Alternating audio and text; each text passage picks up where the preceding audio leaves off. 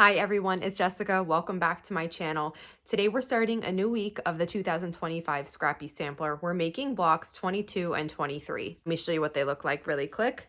This is 22 and this is 23. So let's get started. My kids have their toys set up where I usually lay out my quilt, so I'm leaving them there and we're working around it. I want to show you roughly where we're at. So we've done row 1, row 2. Those are assembled and sewn together. We're working on row 3 and row 4. These can't be assembled across like traditional rows like these can. We need to work them together. So this is roughly what row 3 will look like, and then row 4 is going to fit in here. We'll sew that together and then we'll attach it to the top. Now this week we're making 2 blocks, and I know there are some people who are working on color placement as we go. So our 2 blocks, we're going to have, the 2 from this week are going to go over here. And then what we're going to do this week is just work our way backward, okay? And then once we get to here, I'll give you the instructions for assembling these 2 rows together and then sewing it to the top. We're working on block 22 now, and the first thing that we need to do is make a diamond in this square. So we need 4 identical diamond in the squares, and these 2 have light blue on the bottom and your white, your background on the top. Then we need a 5th one that is going to be all light blue. So this block uses 5 of these units. It's a little bit bulky, so if you'd like to press your seams open for this block, you can do that. But I just think this is so pretty that I really wanted to include this block in this quilt. So the first thing we do is sew across the diagonal on one of the squares. Now, when I'm doing these, I like to just sew opposite sides so that we don't have to trim after the addition of every square. Now, you can trim after the addition of every square, it's fine. But I feel like it goes a little quicker like this, especially if you're chain piecing the 4 identical units that we need. So I have light blue on one side, and across from that I have a white. And then I'm just trimming to leave roughly a 1/4 inch seam allowance. Now, when I press these open with my finger, then what we need to do is, the blues need to go next to each other on one side and the whites need to go next to each other on the other side. It actually doesn't matter which corner you put this on because it will turn out the same no matter what. So I'm just going to put a blue on one of my remaining corners and then sew across that diagonal.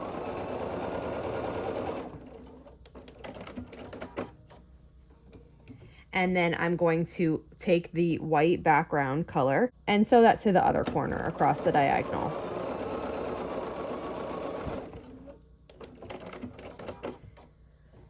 Now, just a couple of comments really quick. The diamond in the square block, I find that it gets a little bit more difficult the smaller you go. This is a pretty small one, so sometimes it can feel hard to go across this diagonal accurately on a small block. On a bigger block, if you have any kind of wobbles, as long as you mostly stay straight, they work out fine. But on a smaller block, any kind of wobbling you do is more noticeable when you go and flip back. It might not be even.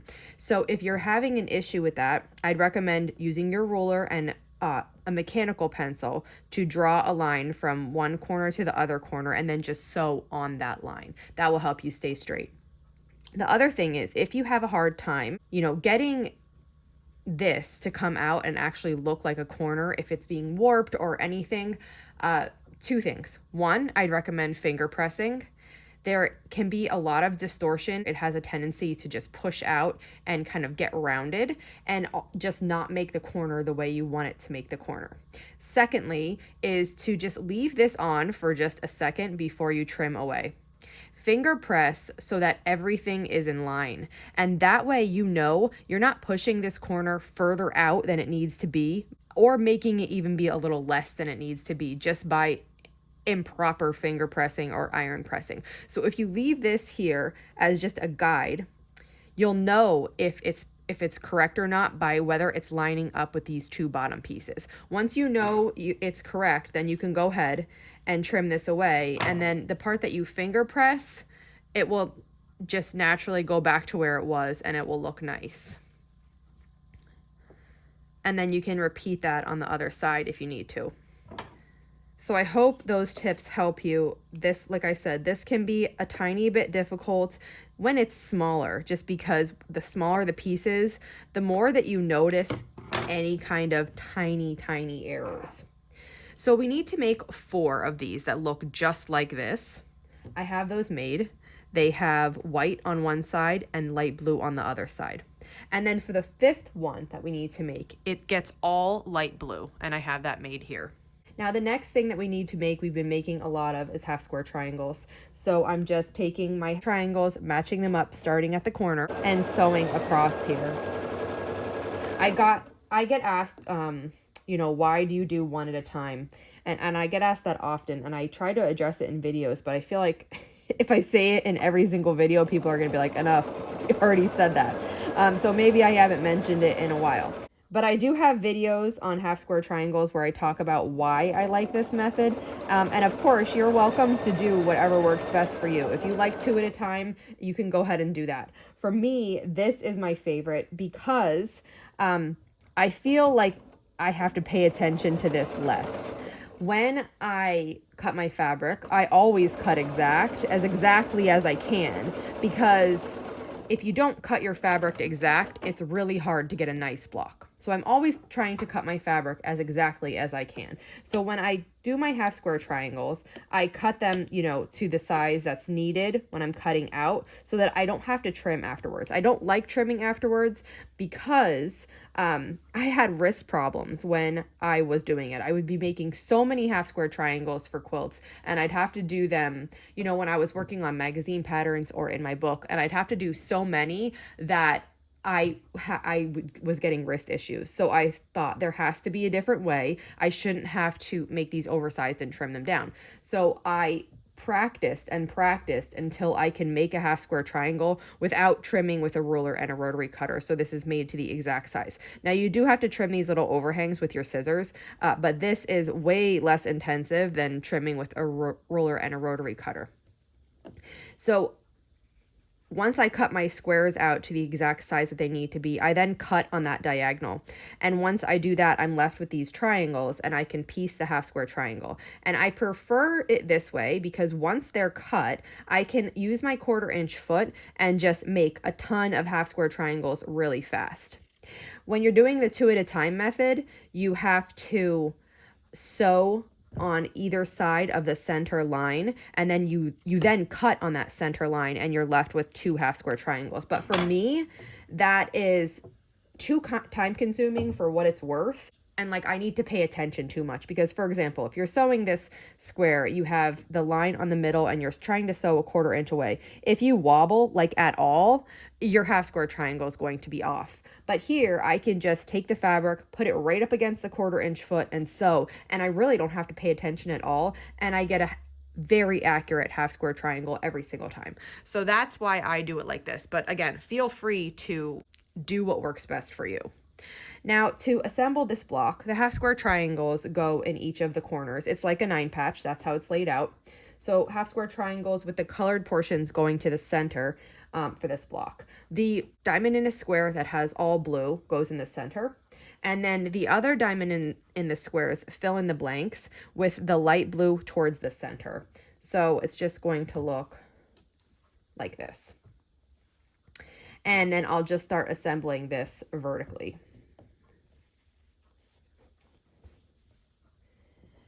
Again, the diamond in this square block is a bulky unit. So if you're uncomfortable or don't like working with bulky units, I would encourage you to press your seams open on this because it will help cut down that bulk, and it'll make it a little bit easier for you to deal with at the end when you're quilting this quilt. You know, bulky seams are a little bit something to like learn how to deal with, especially when you're quilting. I don't particularly mind them, and I do like the way this unit looks, so I would rather just use this and, you know, learn to deal with some of the bulk that comes from having these points meeting than not use it. I have one final seam. I just wanted to show you how I'm pushing my seams open here. So I haven't pressed this block, and I won't, but I do finger press, and I I have said it before, and I don't usually press my seams open. I don't like it, but it will help this block lay flatter. So as I go, I just make sure those seams are open. And for this one, because it's not going against another diamond in the square like this is, I'm leaving them pushed to one side. So it's okay if you push these open and the ones on this side to one side. You can really do anything.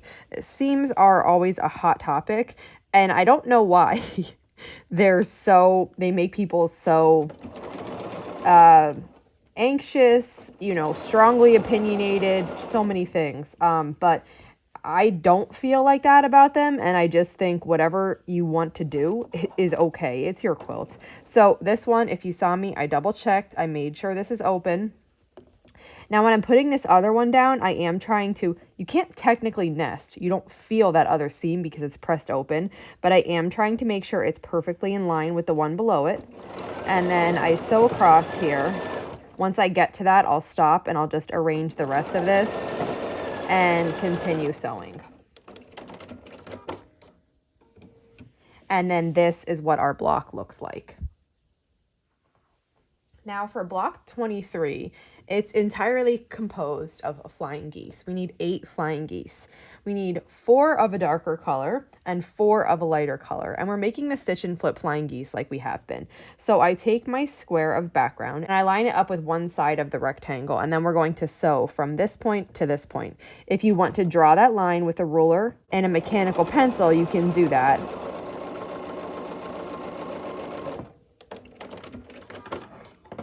After you have that sewn, we come back and trim, leaving about 1/4 inch. Finger press this open, and then put the other square on the other side of the rectangle. And then we'll sew across this diagonal now.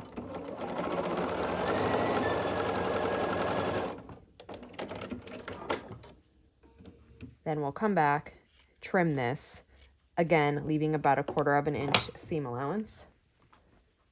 And this is what our flying geese unit looks like. So we need 8 of these, like I said. We need 4 of the darker blue, which I have here. 1, 2, 3, and 4. And then 4 of a medium blue or a light blue. So that's what I used for my other one, and I have those 4. I'm going to change back to 1/4 inch foot. The one that I like is 57D. And then we're going to make our flying geese pairs. Now to make this, we take the lighter flying geese unit, and then we take the darker flying geese unit, and the darker one goes behind it. So I like to put the lighter one on the bottom, and then I match the darker one across this back. Start sewing. And then I just make sure, take a second to stop and make sure everything's lined up, and sew across. This is what the flying geese pair looks like, and we need to make 4 of these.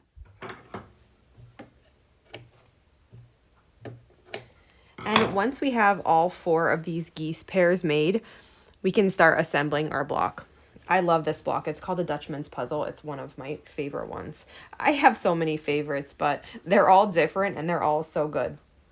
So just pay attention to the way that you lay out this block. If you lay it incorrectly, you won't get the desired, pinwheel in the center. But this is the rough layout of it. So you just sew this together like a 4-patch. Match up the sides here on your flying geese pairs and sew down the middle. And then repeat that for the bottom.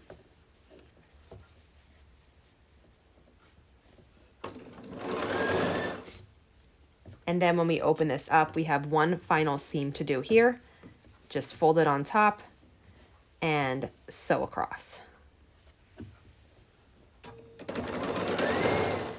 And here is what our block 23 looks like.